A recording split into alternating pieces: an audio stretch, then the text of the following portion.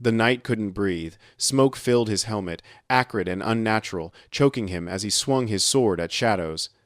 Somewhere in the blackness, his brother in arms was screaming, or was that a Mongol imitating their language? He couldn't tell anymore.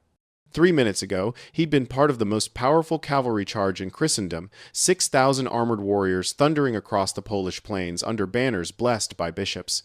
Now he was alone in hell, surrounded by voices that spoke his language, but served his executioners. An arrow punched through his chainmail from a direction he couldn't see. Then another. He fell to his knees, and the last thing he heard was the calm, coordinated horn blasts of an enemy that had turned warfare into science. The 9th of April, 1241. The date European military supremacy died. That morning, Duke Henry the Pious commanded 8,000 of the finest warriors in Christendom, Polish knights, German crusaders, Templar elites, battle-hardened soldiers whose ancestors had conquered Jerusalem. By sunset, his army no longer existed, not defeated, annihilated. Erased so completely that historians would find the battlefield identifiable only by the sheer density of bones. The Mongols didn't just win this battle. They performed an autopsy on European warfare while the patient was still alive, systematically dismantling every assumption about how wars were fought. And the most shocking part? The catastrophe was entirely preventable. Every mistake the Europeans made, they made twice. Every trap they fell into, they saw coming and charged into anyway. Want to know how the greatest military machine Europe had ever assembled was destroyed in a single afternoon by an army half its size? The answer will change everything you thought you knew about medieval warfare. But this wasn't a random collision of armies. This was the culmination of a plan conceived thousands of miles away in the yurt of Subutai, the most brilliant military mind of the 13th century. The Mongols weren't invading Poland, they were pinning it. The real prize was Hungary's fertile plains, and Subutai needed to ensure no European reinforcements could ride south to interfere. So, he sent 4,000 warriors into Poland with a single objective: find the largest army that would respond, and exterminate it so thoroughly that no one else would dare follow. They had already identified their target through an intelligence network that would make modern spy agencies jealous. Duke Henry II of Silesia, called the Pious for his unwavering faith, was exactly the kind of man who would accept their challenge. Devout, brave, and convinced that God favored righteous warriors in heavy armor. The Mongols had fought Chinese siege engineers, Persian heavy cavalry, and Russian winter campaigns. They had dissected every military system from the Pacific to the Caspian Sea. To them, European knights were just another problem to solve, and they already had the solution. The Mongol commanders watching from the hills around Legnica weren't warlords, they were generals who'd spent decades perfecting industrial-scale warfare. Baidar, Khadan, and Orda Khan had learned warfare under Genghis Khan himself in campaigns that had conquered empires. They viewed battle not as a test of courage, but as applied mathematics. How many arrows per minute could a horse archer sustain? At what distance did composite bows penetrate mail? What psychological triggers caused armored cavalry to abandon formation? They had answers to questions Europeans didn't even know to ask. Henry the Pious was assembling what he believed was divine judgment made manifest. Knights from across Poland and Germany answered his call, their armor polished to mirror brightness, their war horses, massive destriers, bred for shock combat draped in cloth-bearing family crests that traced back to Charlemagne. The Templar contingent brought not just fighting skill, but religious certainty. They were God's warriors, and God did not permit defeat. The army that gathered outside Legnica was a moving cathedral of steel and faith, perhaps 8,000 strong, representing the flower of European martial nobility.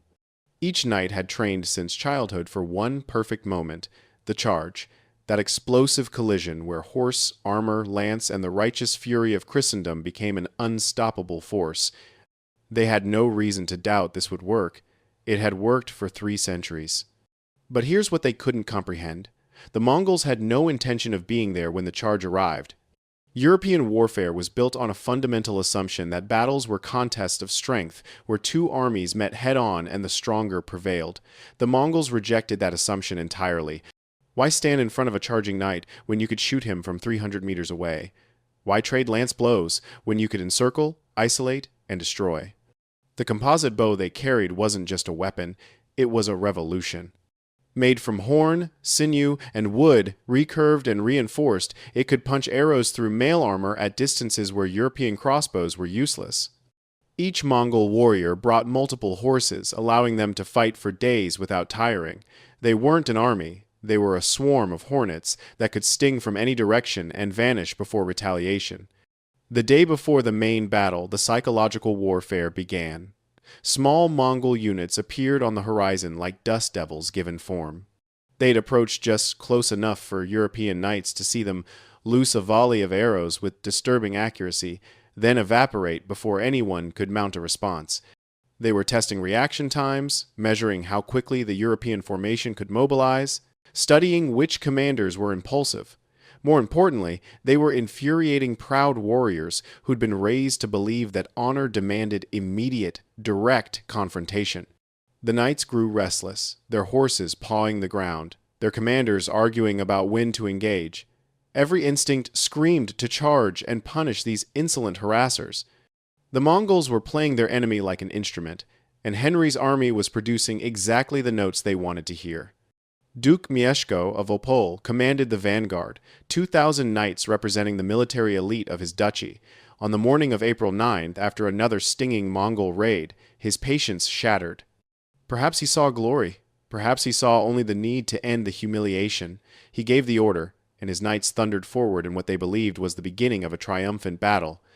The ground shook. Banners snapped in the wind.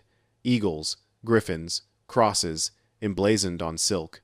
Before them, the Mongol skirmish line did something that confirmed every European prejudice. They broke and ran.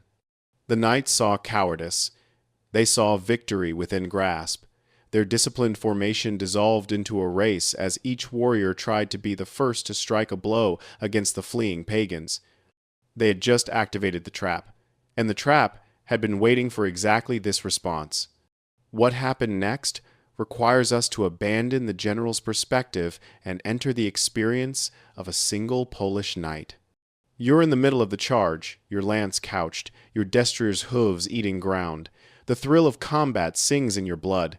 Your entire life has built to this moment. The Mongols ahead are fleeing in disorder. You can see the panic and how they scatter. You've covered a mile now, maybe more. Your peripheral vision catches something wrong. The solid wall of knights that should be beside you has become scattered individuals. You glance back. Duke Henry's main army is a distant shimmer. You're dangerously extended. Then the fleeing Mongols ahead perform a maneuver you've never seen. They split simultaneously, left and right, with impossible coordination, clearing the field before you. Your forward vision suddenly contains something new. A stationary line of Mongol heavy cavalry, lances lowered, waiting. You're charging straight toward them at full gallop, unable to stop even if you wanted to. Your brain processes this information in the half second before you hear a new sound, not the clash of steel, but a dry, rushing whisper, like wind through wheat. Except it's not wind. From concealed positions on both flanks, Mongol horse archers rise as if the earth itself is birthing them. They loose arrows in a coordinated volley, so dense it momentarily darkens the sun. The sound that follows is industrial. Thump, thump, thump, thump, arrows finding targets with mechanical regularity. Your destrier, unarmored, bred for speed, not protection, goes down screaming. An arrow through its neck. You're thrown forward, hitting frozen ground with 60 pounds of plate armor increasing the impact. You can't rise. The armor that was supposed to protect you has become your coffin. Around you, the vanguard is being systematically destroyed. Knights who moments ago were the apex predators of European warfare are now flailing in mud, shot from directions they can't defend against, their horses dead or dying beneath them. The Mongol heavy cavalry held back until this precise moment advances now, not in a wild charge, but in a controlled, measured attack. They hit disorganized, exhausted, demoralized men with clinical efficiency. Within an hour, 2,000 of Europe's finest warriors have been reduced to corpses and a handful of blood-soaked survivors who stagger back to Henry's lines with horror in their eyes. The Mongols don't pursue. They don't need to. They've made their point. Then comes the psychological coup de grace, A Mongol rider approaches under a flag of truce. He carries a lance, and mounted on its point is the severed head of Duke Mieszko. He plants it in the earth, just outside arrow range, close enough that everyone can see clearly what has happened to the vanguard commander. The message is clear. This is your future. The reaction in Henry's army is immediate and visceral: rage, horror, shame. His advisors urge caution, beg him to hold defensive positions, force the Mongols to attack fortified lines. But Henry sees his kinsman's head. He sees the survivors' faces. His honor, his faith, his entire worldview demands response. He makes the decision that will seal his army's fate. He orders the general charge. 8,000 men, minus the dead vanguard, perhaps 6,000 warriors prepared to do exactly what the Mongols want them to do. The trap that just annihilated a quarter of his army, he's about to march everyone else into the same mechanism. Can you imagine a more perfect example of how pride kills? The grand charge begins as the ultimate expression of medieval military power. 6,000 armored warriors lower their lances as one. The thunder of their advance is literally deafening. Contemporaries describe it as sounding like continuous thunder or an earthquake. This is the hammer of Christendom, the tactic that had conquered the Holy Land, that had broken Saracen armies, that represented 3 centuries of European military dominance. Before them, the Mongol line does exactly what it did before. It breaks and scatters. The knights believe they're witnessing cowardice, confirmation of their superiority. Their formation, so carefully maintained at the beginning, stretches and thins as individual warriors race for glory. The infantry, unable to keep pace with mounted knights, falls behind. The European army transforms from a cohesive force into a strung-out column over a mile long, chasing an enemy that seems perpetually just beyond reach. They're running full speed into empty space. Every tactical principle that should govern their movement has been abandoned in favor of individual honor-seeking. The Mongols have turned European culture itself into a weapon against them. This is where the battle transcends conventional combat and enters psychological warfare. Just as the leading knights sense something wrong, just as a few veteran commanders try to call for halt and regroup, the ground before them erupts. Not with enemy soldiers, but with smoke. Thick, acrid, black smoke that billows from prepared reed beds soaked in chemicals. Within seconds, visibility drops to arm's length. The sun vanishes. The thundering charge continues on momentum alone, knights unable to stop their destriers, unable to see where they're going, crashing into each other in the sudden darkness. The deafening roar of the charge is replaced by something worse: muffled confusion, the screams of injured horses, and panicked shouting in a dozen languages as the multilingual army loses all cohesion. Command and control ceases to exist. Banners, the eyes of medieval armies, the rallying points that tell warriors where to position themselves, disappear into black fog. A knight in full plate cannot see the man beside him. He is utterly, terrifyingly alone. And then the voices begin. This is where Mongol preparation crosses into what must have seemed like witchcraft to the Europeans. Through the smoke come commands shouted in Polish, in German, in the Latin used by military orders. Rally here, this way to safety. The Duke calls for aid. The voices sound like salvation. Knights turn toward them, seeking their units, seeking leadership in the chaos. But every voice is a lie. They belong to Mongol warriors who've been taught key phrases for exactly this moment. Psychological warfare that turns the army's own language into a weapon. You move toward a friendly voice and encounter a knife in the darkness, or arrows from an unseen enemy. The horror of dying while hearing your own language used to deceive you cannot be overstated. From outside the smoke, Mongol commanders direct the slaughter with calm horn signals.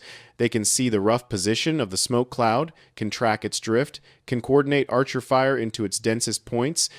They don't need to see individual targets. The smoke-blind Europeans are packed densely enough that every arrow finds something. The sound that penetrates the black fog is constant, the whisper of incoming arrows, and the screams of men who die without ever seeing their killers. Knights swing swords at phantoms. In their confusion, they strike their own countrymen. Historians note that many bodies showed wounds from European weapons, evidence of the fratricidal chaos the smoke created. The most elite warriors in Europe are killing each other in blind panic while an invisible enemy systematically shoots them to pieces. From his command position on a low hill, the Mongol general Baidar watches his plan unfold with professional satisfaction. This isn't chaos to him, it's a mechanism functioning exactly as designed. Every element is synchronized. The smoke obscuring vision, the voice deception sowing confusion, the archer fire maintaining pressure, and now, the final element. He raises a black banner. The signal triggers the closing of the trap. Mongol heavy cavalry held in reserve on both flanks wheel inward in perfect coordination. They don't charge into the smoke, they slam into the exposed trailing edge of the European column, the infantry and lesser cavalry that fell behind during the charge. The rear of the European army is rolled up and destroyed before they even understand they're under attack. Simultaneously, the horse archers who'd performed the initial feigned retreat have circled around. The European force is no longer an attacking army. It's a surrounded cluster being compressed and destroyed from all sides. A few pockets of resistance manage to form. The Templar and Teutonic Knights, most experienced of all the European forces, rally their brothers. They dismount deliberately, no point staying on horses that are just large targets, and form tight defensive circles, their great helms transforming them into iron fortresses. These are men who fought in the Holy Land, who faced Saracen tactics, who represent the absolute peak of European military professionalism. They brace their shields, ready their weapons, and prepare for the final glorious charge, where they'll sell their lives dearly in close combat. But the Mongols grant them no such honor. The horse archers simply form a loose circle around each defensive pocket, staying just outside lance range, and begin a methodical execution by arrow fire. There is no glory in this death, no heroic final stand. Just the slow, certain knowledge that every passing minute brings more arrows and fewer defenders. Duke Henry, surrounded by his personal guard, sees his banners falling one by one across the smoke-shrouded field. The battle is lost. He makes the final, human decision. He tries to flee. With a handful of loyal knights, he breaks away, searching for an escape route, any path through the encirclement. But the Mongol army isn't a blunt instrument, it's a net, and every possible escape has been anticipated and closed. Fresh Mongol riders, held in reserve for exactly this purpose, run him down. His guards are overwhelmed by sheer numbers. Henry the Pious, shield of Christendom, is dragged from his horse. In that moment, he sees his standard, the White Eagle of Silesia, topple into blood-soaked mud. The sight breaks the last organized resistance. With the Duke captured and his banner down, the battle becomes a harvest. Mongol soldiers move through the field with terrible efficiency, not chasing but culling. For the European knight in his 60-pound armor, there is no escape. The protection that took a year's income to purchase has become a prison, anchoring him to earth. He can't run, can't rise quickly if knocked down, can't defend against enemies attacking from all directions. What follows isn't combat, it's extermination. As darkness fell on the 9th of April 1241, Mongol scribes completed their accounting. 9 sacks filled with the right ears of the slain, a receipt written in flesh proving the annihilation of an entire army. The flower of Polish and German nobility, families that had endured since Charlemagne, were erased in an afternoon. The road to Western Europe lay open, undefended. The Golden Horde should have continued west, their proven tactics capable of destroying any force Europe could assemble. Instead, they turned around and rode away. Why? Because 5,000 miles to the east, Great Khan Ogadai had died. Mongol law required all princes to return for the succession council. Europe was saved not by swords or faith, but by a funeral. The most successful military invasion in history stopped because of bureaucracy. But Legnika's legacy wasn't the invasion that didn't happen, it was the lesson written in blood. For 3 centuries, European warfare had asked one question: how hard can our knights charge? That question died with Henry's army. The survivors carried home a terrifying truth. Honor and heavy armor meant nothing against mobility, coordination, and arrows fired from beyond your weapon's range. The Mongols had performed an autopsy on European military doctrine while it was still alive, exposing every fatal weakness. In the decades following, European warfare transformed. Professional armies replaced feudal levies. The English longbow gained prominence. Combined arms tactics mixing infantry, archers, and cavalry became doctrine. The age of the unstoppable night charge ended in a Polish field, and modern warfare was born in its place. Which shocked you more, the tactical genius of the feigned retreat, the psychological warfare with smoke and fake voices, or the fact that Europe survived purely by accident? Drop your thoughts below. And if you want to discover more battles where technological superiority was brutally overturned by tactical brilliance, subscribe to Flow of History. Hit that notification bell because our next video reveals an even more devastating military upset, one where the losing side actually outnumbered their enemy 10-1 and still got annihilated. You won't believe how it happened.